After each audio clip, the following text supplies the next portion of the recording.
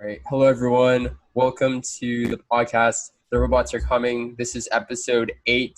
My name is Ken, My name is Michael. and today we have a very special guest, Jermaine Johnson. And could you introduce yourself, Jermaine? Yes, this is Jermaine Johnson. Some of y'all just call me Dr. Jermaine Johnson. Y'all just be calling me Doctor, whatever. But I am formerly the campaign chair in South Carolina for Andrew Yang, and I am now the Democratic nominee for South Carolina House of Representatives District 80. Glad to be here. Awesome.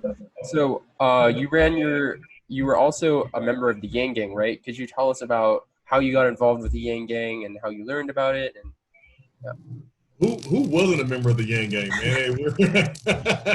We're all members of the Yang Gang, man. But so I've been involved with politics here in South Carolina for a little while, and I was I was originally a supporter of Cory Booker, and Cory Booker was saying some amazing things, and he just kind of spoke to me kind of as a black man.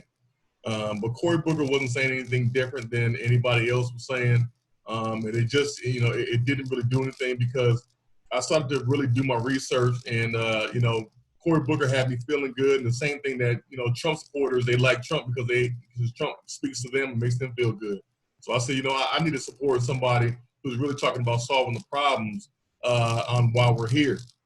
And I started doing more research, and I came across the Asian guy that wanted to give everybody $1,000 a month. And I was like, holy crap! Like, I could use $1,000 a month, man. That would help me out, right? yeah. So I started doing more research in him, and his policies really resonated with me because of my upbringing, where I'm from, and with my upbringing, all of his policies would have helped to alleviate the conditions that I was living in when I was growing up. So I started volunteering and telling everybody during all my meetings. I'm part of the Democratic Black Caucus here. I'm a part of the Young Democrats and all these different organizations. I was the third vice chair of the Richland County Democratic Party, and I was telling everybody during all my meetings about Andrew Yang. Man, I was like, man, this guy Andrew Yang is amazing. Nobody knew who he was, but I was still telling everybody. I was yanging everybody out here, man. And then so Yang's volunteers called one of my Young Democrat chairs, and she was like, "Oh my God, listen, I've got the perfect guy. He would love to get involved." So they called me, and I started screaming and everything, and I was like, "Yes, yes, yes! I can't believe this. Andrew Yang, people want me to volunteer with them," and I just started volunteering for Yang, and then after that, I just got I got hired on. Yeah. So it's certainly very awesome, your journey to becoming Yang Gang and everything. But maybe let's start from like your upbringing. So you talked about how when you read through his policies, it really resonated with your upbringing, and you thought it could have helped you in many ways. So could you tell us a bit about where you grew up, what was the condition like there, and how Yang's policy would have helped you? Yeah, so I'm originally from Los Angeles, California. That's where I was born.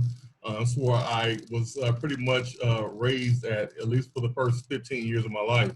But during those first 15, 16 years of my life, I had lived in motels. I was homeless. I slept on friends' couches. Coming home, there's no power.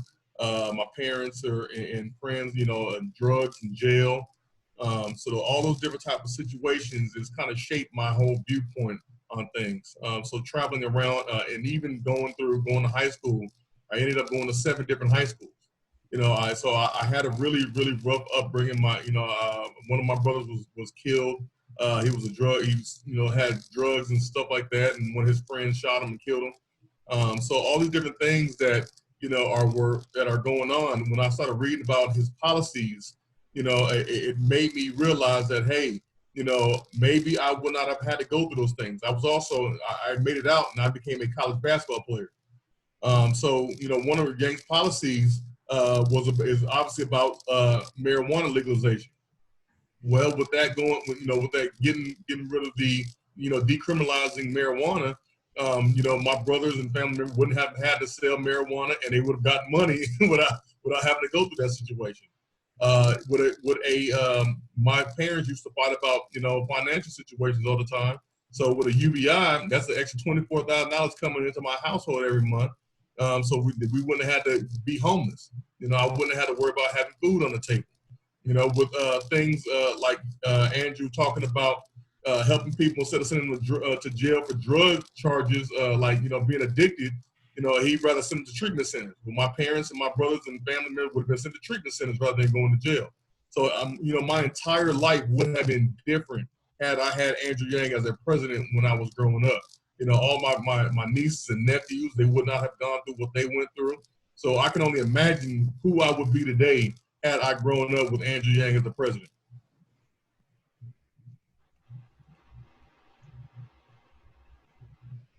Yeah, thank you for sharing all those experiences. It's definitely pretty hard to process for us, being like coming from pretty privileged backgrounds. But it's now really standing out to us why Andrew Yang's message really resonated with me. Like those very specific problems that he always talks about are actually the same problems you went through growing up. Absolutely, and that's why I was able to go so hard for the Yang Gang. That's why I was able to drive up and down the coast of South Carolina, drive all through all these counties in South Carolina, and just try to yang everybody I could, because I lived the life that he was trying to change. And like I said, I was a basketball player. So Yang, one of his things was talking about, being able to allow college athletes to get paid. I remember what that was like, being a college athlete and waking up on Christmas morning and I'm in the dorm room because I had nowhere to go. But watching my schools make so much money off of us playing, the game of basketball, but yet I have no clothes to wear. It's like it's situations like that. It's like that's why I was able to, travel around and use all the gas in my car and do things voluntarily, because it was near and dear to my heart, and I truly believe in it. That's what led me to start my nonprofit back in 2014. I started a nonprofit to help individuals who were young and they were kind of disadvantaged, also to help military veterans, and also to help people who were coming home from prison. Because one, I was a young misguided youth. My other brother was an individual who came home from prison and was trying to get some support and couldn't get it. And I had a military veteran brother who came home from Desert Storm, and he just didn't have any skills or any life skills or soft skills. So that's why I started my nonprofit, and it became successful, those past few years that I was doing it. Anything that I do I truly believe in, I will give my all for it. And that's why I was just so hardcore Yang Gang. Yeah, I remember videos of you, Jermaine, really campaigning in South Carolina, going around towns, doing a lot of live streams. And I remember you went really hard for the Yang Gang.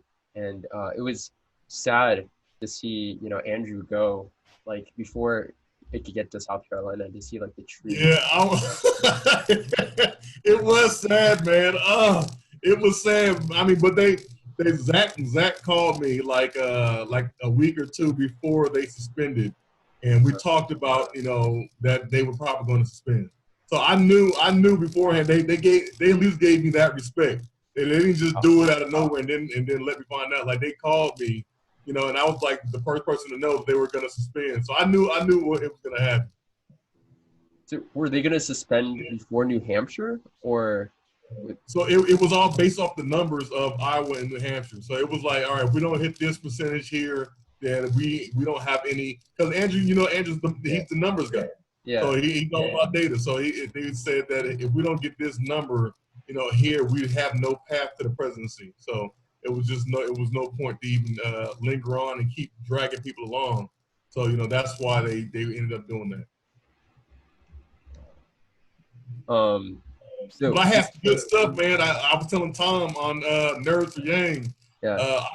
I had some good stuff coming up too, man. I had like 2 or 3 different legislators that were about to come out and endorse Yang. I mean, I had some big time stuff, man. Yeah, I had some big time stuff lined up, man. It hurt my feelings. Yeah, it definitely hurt ours too. Like we both campaigned in Iowa, and we were like knocking on doors in the snow and like talking to voters. And it was just sad to see Andrew not do as well. But even though that happened, I'm still glad, a lot of his ideas like UBI are coming into the limelight, and how you're bringing that to South Carolina as well, right? How are you doing that, Jermaine? How are you? I've come up with I've come up with my own version of it. Obviously, it's difficult to do something like that on a local level. So you kind of have to scale it down and create something new. So I took part of the idea from Alaska, and then part of the idea from Yang's UBI, and then part of the idea I just created up. So we have something called the Palmetto Dividend Fund that I'm going to be pushing for. The Palmetto Dividend Fund is a $400 stipend that every South Carolinian will get every year. And this $400 stipend is because of the fact that 40% of Americans cannot afford an unexpected $400 bill. So this $400 a year is to help them alleviate that need for that $400 unexpected bill that they're inevitably going to get, each year. So if it's a smaller bill, hey, they can still draw from it every year. But this is something that we're going to be trying to push for. Yeah, it's amazing how you really play into that statistic, that Yang keeps talking about. So, you mentioned Alaska and UBI, and there's all these different models out there as to how we fund it. With Alaska, they use the oil tax, and with UBI, there's like a 10% value added tax. But, on the local level, it really varies based on like what sort of resources are there in the state budget. So in South Carolina, how would you go about funding this dividend? So we're putting like a 1% retail sales tax that we're talking about doing, just a 1% increase. And then also taxing, giving I think it's like a 0.5% or something for people who make over $150,000 a year. And then also South Carolina has a reoccurring $863 million surplus every single year. This past year, we had a $1.9 billion surplus. So, so we're taking about 80 million out of that recurring surplus that we have every single year to pay for the parts that the little tax increases don't pay for. So we'll have more than enough to pay for the Palmetto Dividend Fund. I mean, and it should be a wildly popular thing once we get it implemented. But the hard part is getting it passed and getting the Republicans here to jump on board with it. But I believe that once they jump on board, the constituents that they have are going to be all over this thing because it's going to help a lot of people that are all over my state because it's mainly rural. Yeah, I'm sure that once the dividend gets passed, it's going to radically change South Carolina, and it's going to change national politics forever. Like Andrew could use South Carolina as an example of UBI and keep pushing this forward. Yeah.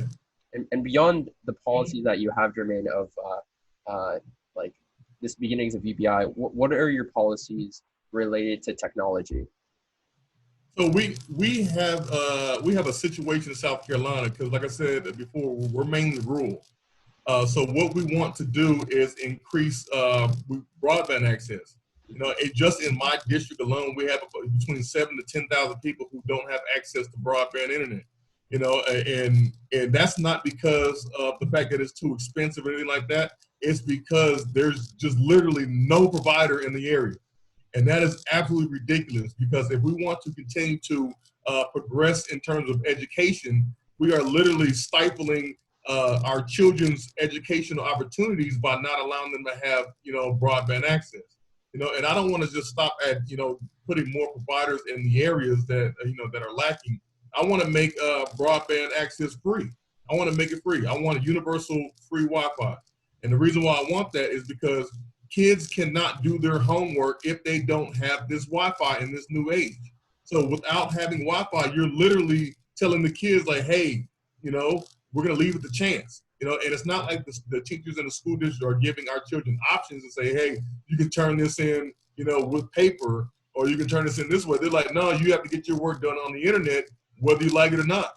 So, because they're doing that, it should be a free service that is provided to everybody across at least everybody across my state until I can get into the White House with Andrew and make it free across the United States.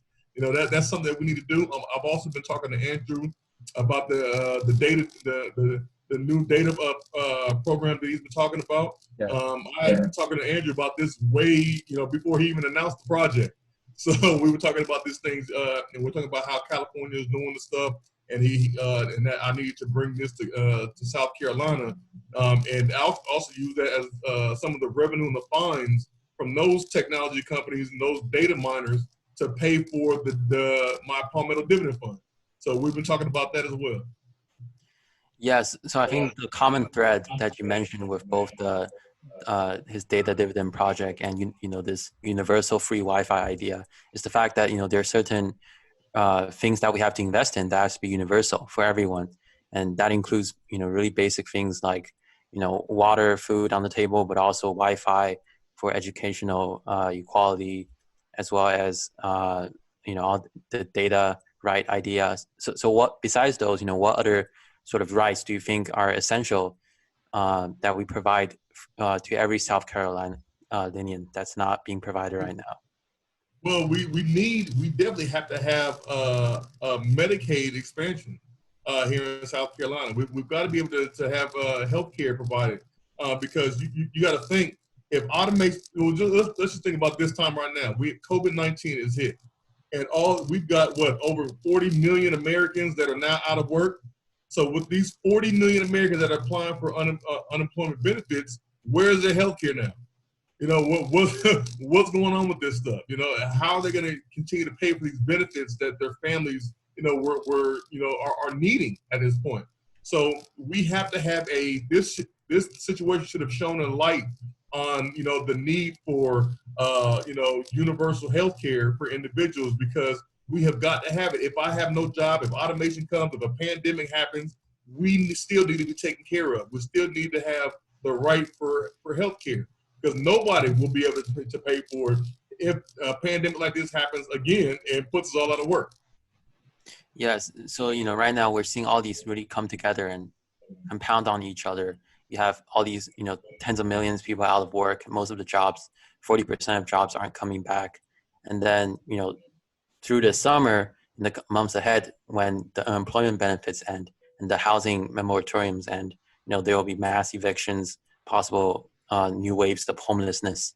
So could you tell us about how bad the situation is there, and what's the timeline ahead? What could we expect? Well, South Carolina has now become a hotbed for this coronavirus stuff because we have a really, really red state, like super red, like it's neon red. That's how red our state is, and our governor is a good friend of Donald J. Trump. So he is just not shutting down. He's not taking the precautions like he should do. He is even when he shut down, it was like he shut down, but it seemed like every business that was essential was like everything. It was like so we never really shut all the way down. We were still open, So it's looking pretty bad for us. I don't see how we were already having situations. The mall that I used to go to when I was in college, it shut down, and it's being sold as a mall over here. Actually, Andrew did a video one time when it was here at one of our malls here, and it was just it was completely empty. That mall's not coming back. A lot of the situations that are going on here, they're not coming back. Like a lot of the places are not coming back.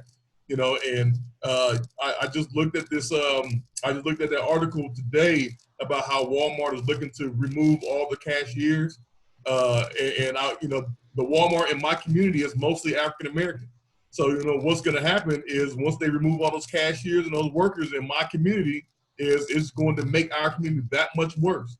It's going to add to the unemployment. It's going to add to the poverty. It's going to add to the crime. And I don't know how we're going to come back, from the situation without a freedom dividend. Yeah, so it's really inspiring how you said South Carolina is a deeply red state, and you were able to pull off this momentous victory. So could you tell us about how you think you did it? What made people believe in the ideas you were putting out, and how would you go about implementing them and passing them?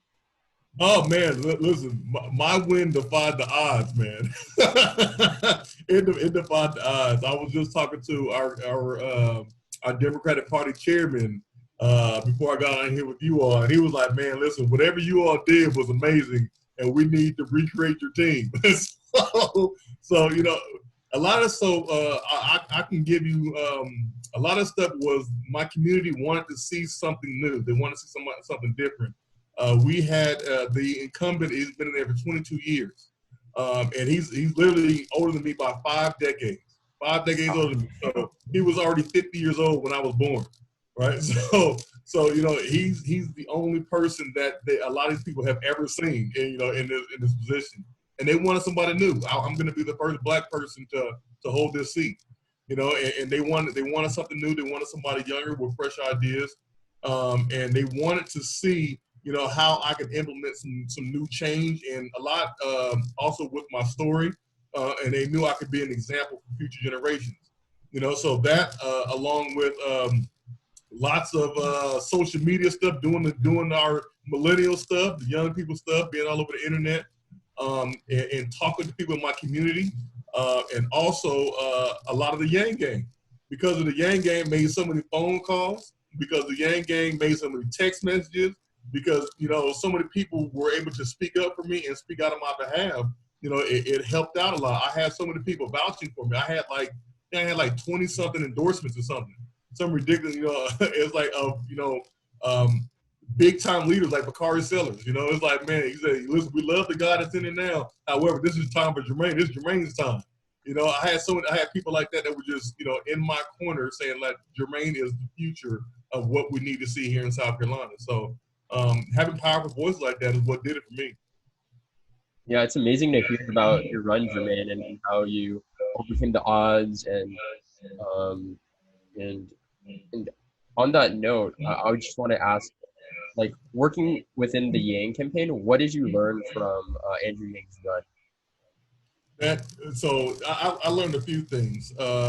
One thing is that you do not have to be a established politician.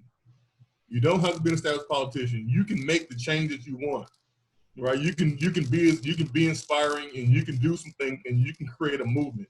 So what Andrew Yang did, he created a movement. He created an organization that we all rallied behind, and that's the Yang Gang, right? So if you can create a group where people can feel accepted. So he took people from everywhere and just gave them a safe place to be accepted, to feel comfortable, to be normal. And so we can all feel like, hey man, I'm a part of this thing here, not left, not right, but forward. But get these people over here that's trying to divide us, man. Let's just move forward. Let's be, let's just be positive and move forward. He created a safe space for people who felt marginalized, and that's something that I learned and I took from him. That's where New 80 comes from. You're creating a group where we can all feel comfortable. I did an ad in Spanish where I said, I know that you all may not be from this country, but hey, we're all representative of New 80. This is a new thing we're doing here, right? And I want you all to feel comfortable in this new group. We're not going to create a world that only works for this group or this person or that person. We're going to create a world that works for all of us, where everybody's opinions matter, where everybody matters, and we're going to move this thing forward. So that's what I really took from Andrew, is creating a place where everybody can feel accepted. Yeah, I think that message is one that resonates with a lot of the Yang Gang that's now running for Congress. I think especially with South Carolina being so deeply red historically, like, and we're seeing really the worst effects of that incumbent that you speak of, like, policy play out during this pandemic, that people feel the need to find a way to fit in, and you offer that to them. So it's very inspiring. Do you think what you did could be replicated in other states, other deeply red states who are really suffering from this pandemic? And do you see potential Yang Gang leaders emerging out of other southern states? Yeah, I think it can be duplicated. I think it can be replicated in other places. I think everybody needs to find their own specific voice. My voice was being able to relate my past history to where we can go for the future. Once you find your voice and know your why and what you're doing, you can do a lot. I think that the Yang Gang, a lot of the time we get caught up in social media, we get caught up in Twitter, we get caught up in believing that Twitter is the almighty, that's the space, but the thing is, Twitter can't vote for you, and if Twitter can't vote for you, then why the heck you spend a majority of your time on Twitter, right? You need to spend a majority of your time in your community, talking to your people, finding leaders in your community, talking to the people who feel left out. Talk to those people that feel marginalized, that feel like they're not being heard, that feel like nobody's talking to them. People I went and talked to, all over, even the fact that I couldn't knock on any doors. I was literally riding my bike between towns, putting flyers on people's mailboxes, seeing people out walking their dogs or walking. I'm like, hey, y'all know me, I'm Jermaine. I'm introducing myself to everybody. I'm riding my bike through neighborhoods, doing stuff like that to where people can see you and know you're tangible and they know you're real. That you're not just a guy who's just, that they just hear about or they see on pictures or something like that. Like I'm actually real, like I'm here, and you can see me, you can talk to me. So doing stuff like that, I think that the Yang Gang needs to realize that majority, 90% of their time needs to be spent in their community talking to the people that are feeling left out. And then the other 10% has got to be social media and all the other stuff. Majority of stuff, you need to be talking to the people, doing things. Like I just did that snow cone thing the other day. It's just to give back to my community, let people see me, let people know that I'm here and I'm not going nowhere. Sometimes I just randomly show up places. I just randomly show up places with shorts and a t-shirt on, or even before I ran for office, I was just showing up places with my hoodie on and shooting baskets with the kids and just doing stuff. But I would never tell them that I was I was a politician, or I would never tell them that I was an official. I would never tell them I was a doctor. I wouldn't tell them anything. I wanted them to find out on their own. And once they find out, they can be like, man, he's not like the typical politician that I know. He's not like that. The guy that we see on TV, he's not like that. He's a normal guy, down to earth, just like us, and we can talk to him. Yeah, that's certainly really inspiring to hear, because you put yourself out there, you made yourself like a real, genuine person. I think it was similar to how I believe Andrew conducted himself, and I think that's the appeal. I think that's how more politicians should be, like real and genuine. And I think it's good what you've been doing. And now we wanted to shift a little bit more towards the topic of tech, right? And we were wondering, like, what should tech companies focus on to address, what the problems are out in South Carolina, right? Like out here in San Francisco, San Jose, like this area where the weather is like pretty perfect, and all we're doing is just building things. So we were wondering, like, what are the problems out there, and what should we start focusing on? Yeah, so we don't have a big tech population out here in South Carolina. Like I was saying earlier, we're mainly rural, but our dominant industry is manufacturing.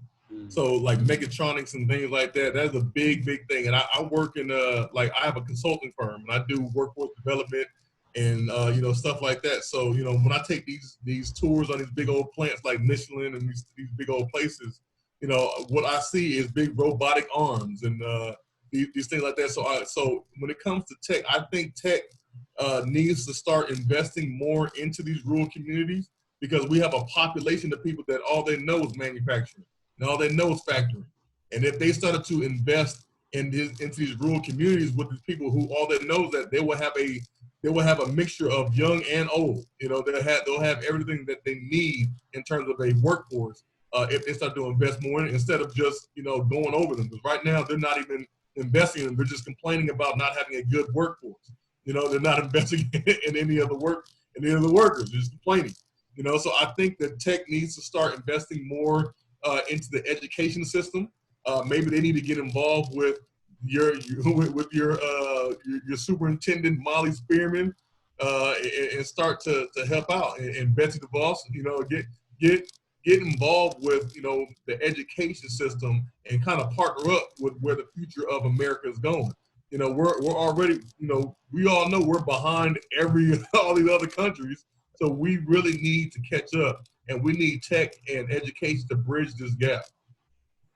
Yeah, so a core part of Yang's message, he keeps talking about the manufacturing and how when like 4 million jobs were automated, a lot of them became Trump supporters. There was a direct correlation between that automation, places hardest hit by automation, and movement towards Trump.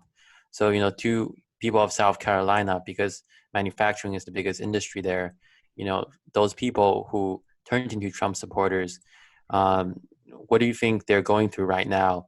And how do you think you could bring them into your new vision for the future in a way that, it's not just about feeling good and giving false promises and offering solutions that don't actually work, but actually paving a way forward for them? Yeah, so I see right now, it's a kind of an awakening that's going on.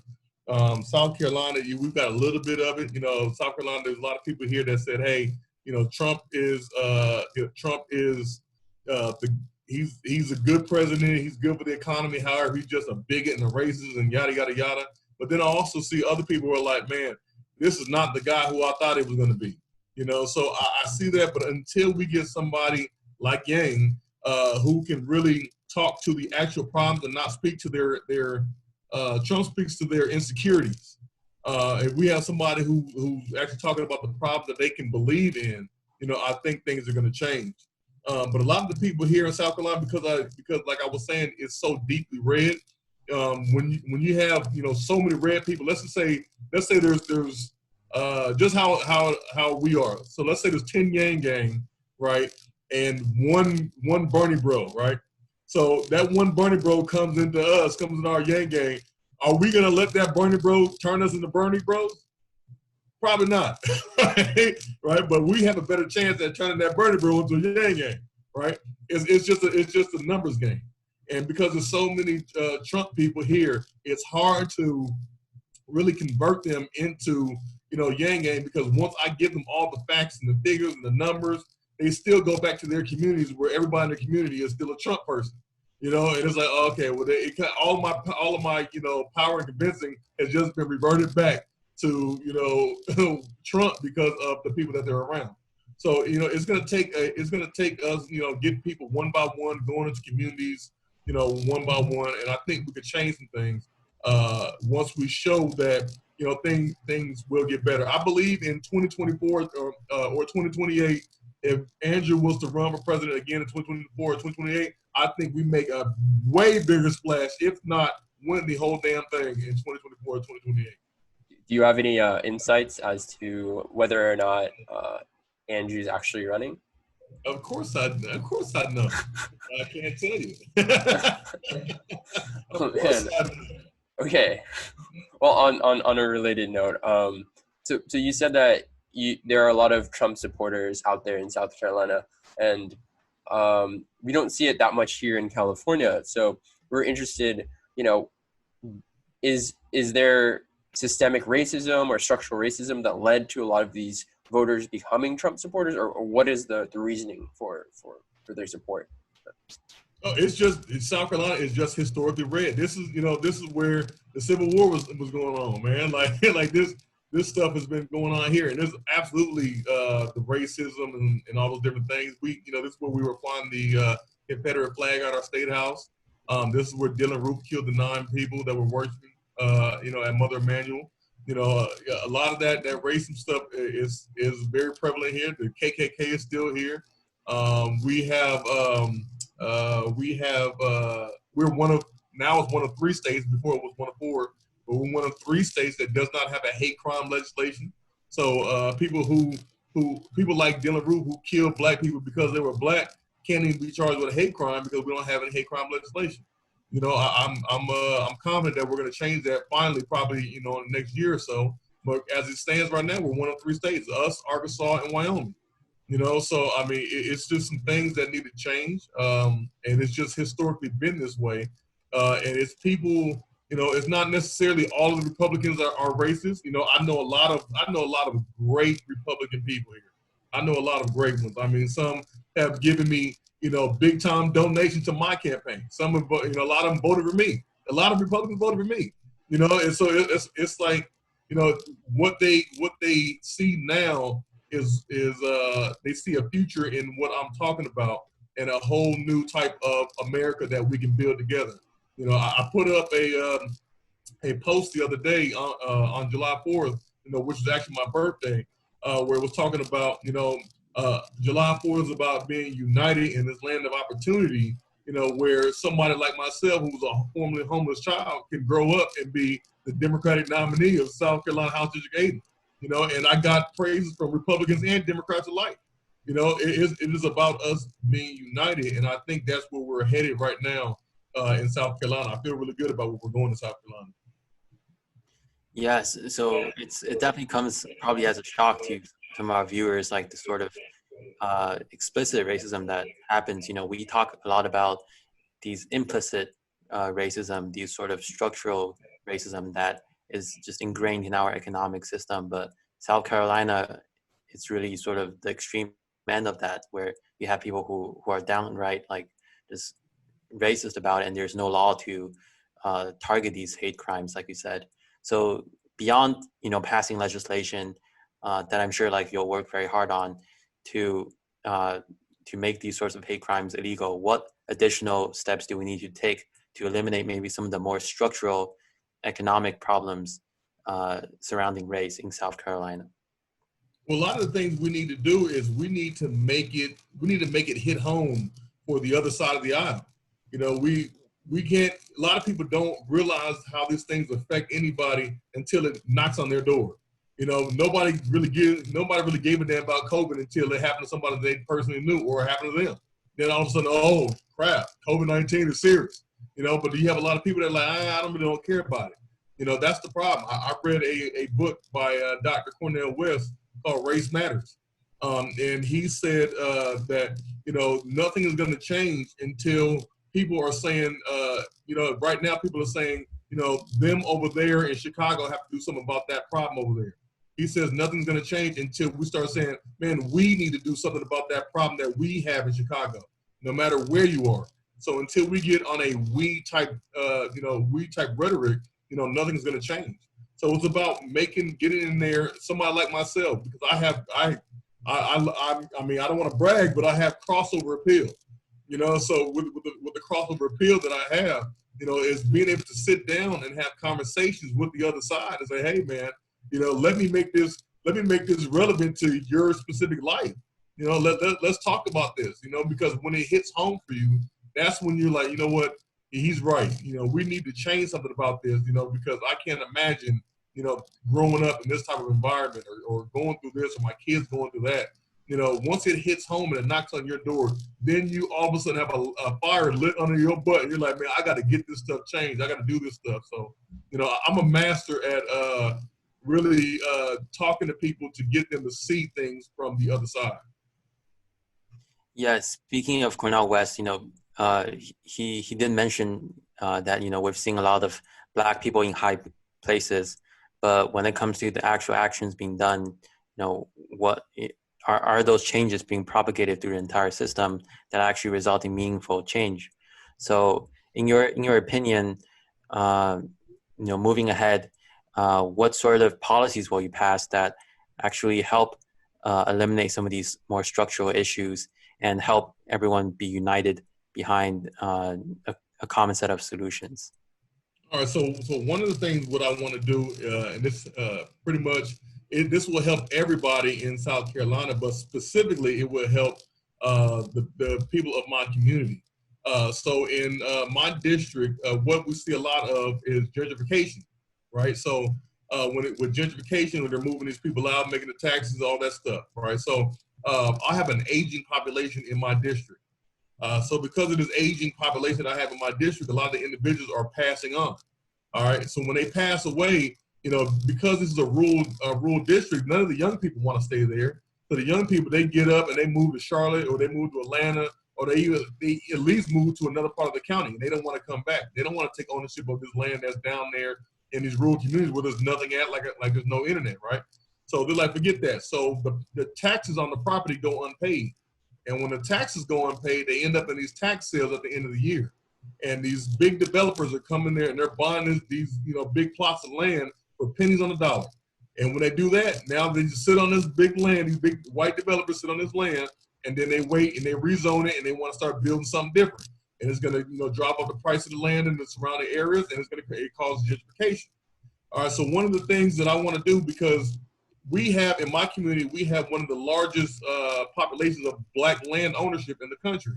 All right, so what I want to do is, because this land has been passed down from generation to generation, I want, after a family or somebody passes on, if the kids don't want to take ownership of the land, I want to create a program to where the members of the community can take ownership of the land. And then if the members of the community don't want to take ownership of the land, then it goes up for the tax sales and they can do that. So, we want to keep some of these communities as intact as possible, so we can preserve the history, we can preserve the heritage, and we can create this generational wealth. Because we know generational wealth is done through land, right? Done through real estate. So we want to make sure that we can preserve this stuff and give our communities a fighting chance to stem off these systemic situations and this gentrification stuff that goes on. Yeah, that's certainly really good to hear, like a lot of steps to, alleviate a lot of these structural problems that, still exist in our society. And I think there's still a lot more to be done. And I was hoping if, Jermaine, you could call upon our viewers out there who are mostly, in tech, like what we should start thinking about building. Because right now, I think a lot of people in tech are focused on building anything that makes a profit, or building things that will make, our kids or our friends, our neighbors addicted. So what should our, techies focus on building to help, South Carolina and where you're from? Oh man, I could. So I need a software built right now. So if y'all know anybody can help me build the software, man, I want to get the software built. So I'm gonna tell you just a little bit about the software. It's because it will bring more unity. The software I'm trying to build is an app where if you are a member of my district, you can sign up on this app utilizing your a picture of your ID and your address. And any policy or bill that is coming on the House floor, or anything that will affect the people of my district, you can click on it as support or do not support. And the data from that will come to me, directly to me, and I will be able to base my decision on whether I vote on this bill or I say yes or no on this bill. It will come directly from your information of my constituents.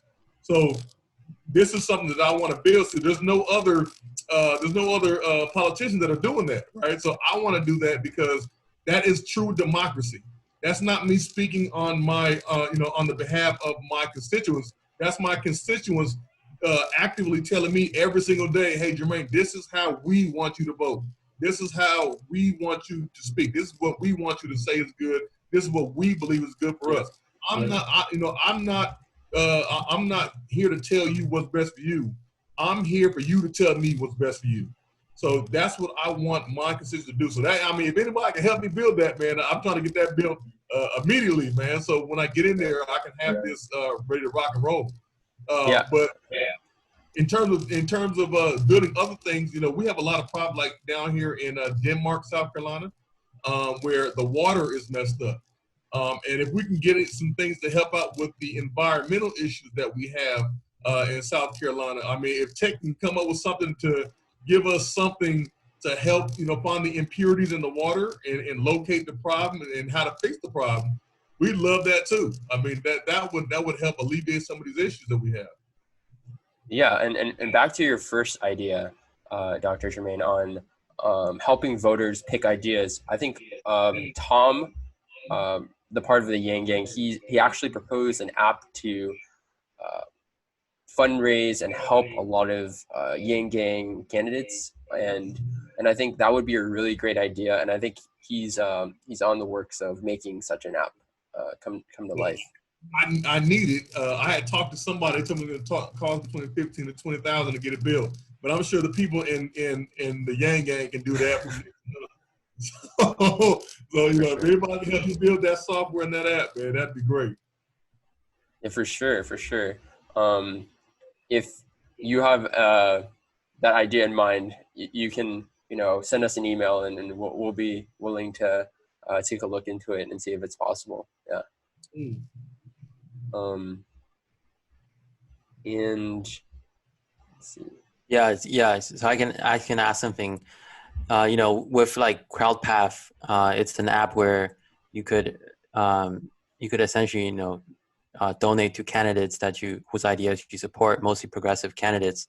And Tom's idea of building something similar for the Yang Gang would allow voters to be able to really understand his policies. And it's very similar to the idea you propose, where it helps the voters browse through policies and have a platform where that could be, all the information could be shared.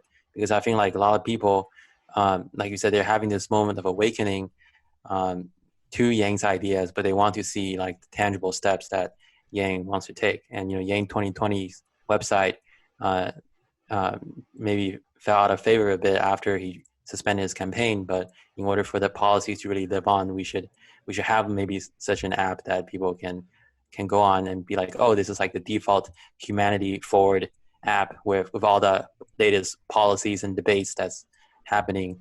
So I think like it's an idea that Ken and I are have been looking into, and we're really interested. If you could, we could keep in touch offline and detail out like what are the specifications of such an app, and I'm sure like there'll be web developers who are interested in building it. Yeah, absolutely. So we have in the State House website that we have, they published summaries of each of the bills that are going up for voting and that are in the House. So I want something that will automatically draw from those summary bills and come directly into our app.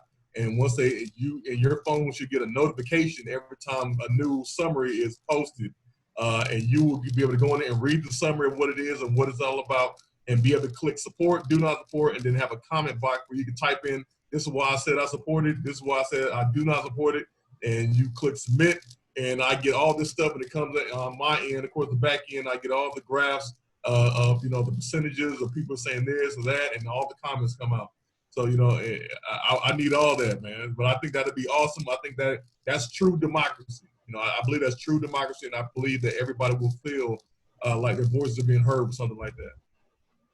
Yeah, that sounds like a really great idea, and I think with enough of a team and enough motivation, I think we can get that out there, and I think we can start getting democracy to what it should be. And it wouldn't matter if something like that. It wouldn't even matter. It would not matter if you're a Republican or Democrat. Like that's just true democracy. Right. Yeah, I mean, like more information can't hurt like anyone. Everyone wants to have their ideas, policies heard.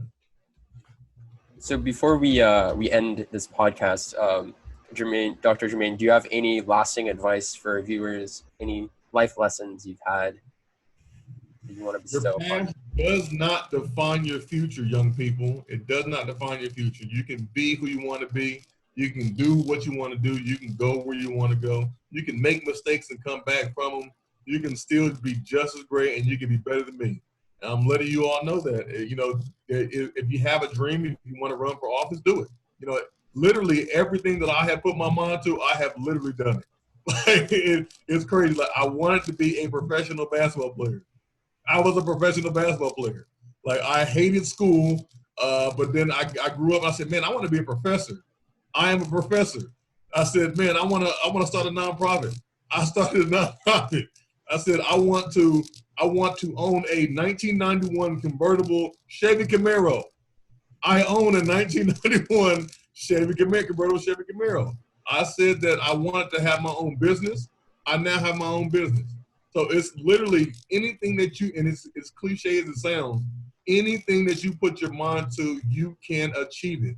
And I'm an example of saying that you can achieve anything that you put your mind to. I never thought I was going to go to college and do the things that I've done. I had my master's degree, I've got my doctorate. Had no idea that I was going to be able to do that, but I knew that that I can put my mind to some things. And I'm the most determined individual that you're probably ever going to meet. I'm a results-driven type of guy. It's like, yo, listen, if you tell me I can't do it, I'm going to show you that I can do it. Right. So I'm telling you all right now that anything that you put your mind to, you definitely can achieve it. And I'm an example of it. I think, Jermaine, you are the embodiment of the American dream. And especially with your upbringing, what you've been through to where you are right now, it's very similar to how, Yang's father grew up on a peanut farm, and, Yang's had such a successful run and potentially could, become the president of the U.S. I think that's the sort of message that we want to continue to deliver to everyone in the country. So we really appreciate having you on this podcast. Absolutely. Thank y'all for having me, man. I appreciate y'all, man. And I hope y'all getting good grades where y'all at, man. Keep doing what y'all are doing. Yeah, for sure.